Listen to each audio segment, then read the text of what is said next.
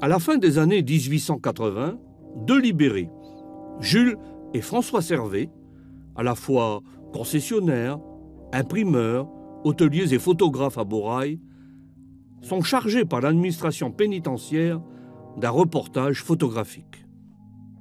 Ils réalisent plusieurs clichés, dont celui-ci, qui appartient à la collection de Serge Cacou.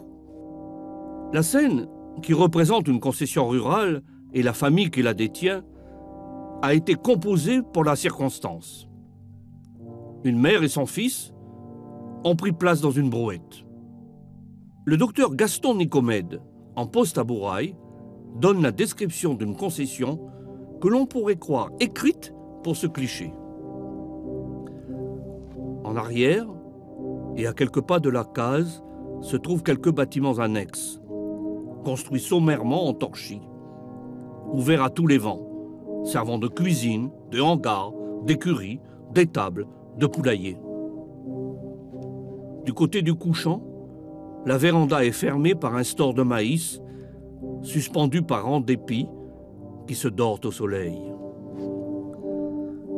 La loi sur les travaux forcés prévoit qu'une concession pourra être accordée aux condamnés en cours de peine ou aux libérés les plus méritants.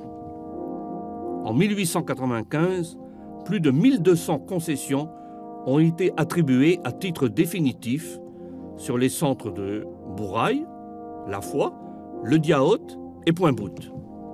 Les concessions rurales sont en général de 4 à 6 hectares, avec une maison en torchis au toit de paille.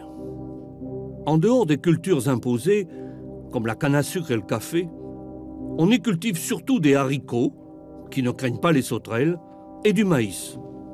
On y trouve également du manioc, qui pousse tout seul, et qui sert aussi à nourrir les porcs, ou encore du tabac.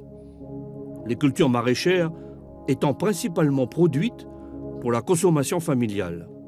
Ce n'est pas le monde des belles villas coloniales, c'est celui de femmes et d'hommes qui n'ont souvent eu que l'enracinement comme seul horizon. C'est celui d'une colonisation plus misérable que conquérante.